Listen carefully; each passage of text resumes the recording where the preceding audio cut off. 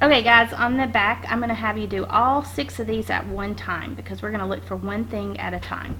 So the very first thing we're going to do, we're going to look at these from left to right. We're going to look and see if there's a negative in front. Remember, if there's a negative in front, that means we had a reflection.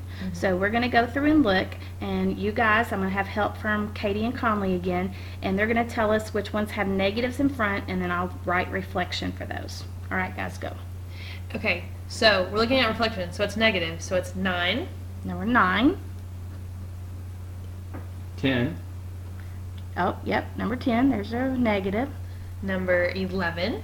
Oh, another negative, all right. And 12. Oh, there's another negative, you're right. What about 13? It's positive, so there's no reflection. Okay, and 14? Also positive. Okay, so no reflection. So these 4 had reflections because of the negative sign. Okay, the next thing we're going to look at is the number in front.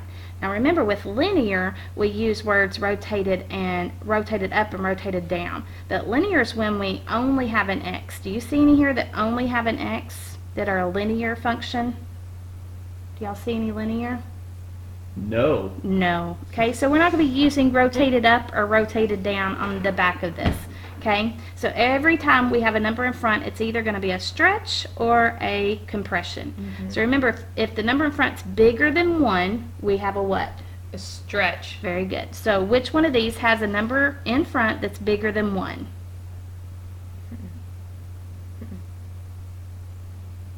Oh, okay. Oh, 12 does, because 5, remember we're not looking at the sign, just the number. 5 is bigger than 1. So since it's bigger than 1, this one stretched. What about 13? Yes. Oh, 6 is bigger than 1, so we had a stretch again. What about 14? Stretch. Oh, 4 is bigger than 1, so it stretched. All right, Colleen, I'm going to need your help on this one. Okay. So the ones that have a number in front that are less than 1, so we're talking about a fraction or a decimal that's between 0 and 1. Yes, ma'am. What do we call that? Compression. Compression. Good. Okay, so do we have a compression here? No, ma'am. No. The number in front is an understood what? 1. Negative 1. Yeah, but the negative was for reflection, Oh, remember? yeah. Okay. Just 1. All Sorry. right. Is that one? No, ma'am. Oh, yes, that's a point 2. Point 2 is between 0 and 1. So this is called a what? Compression. Very good. All right. What about number 11? Yes, ma'am. Yep, 0.5. So compression again. Remember, 12 was a stretch, so it can't be a stretch and a compression. True. 13 was a stretch, again. 14 was a stretch. So we're done with compression. So the very last thing we need to look at is if there's a number added or subtracted at the end. That's a translation up if it's added, down if it's subtracted, and the number tells us how many units. So what do we have here? We're translated up 3 units, looks like. Very good. Translated up 3. I'm going to use a little bit of shorthand there. What about here? Nothing. Nothing. What about here? Nothing. Okay. What about here? Nothing. What about here?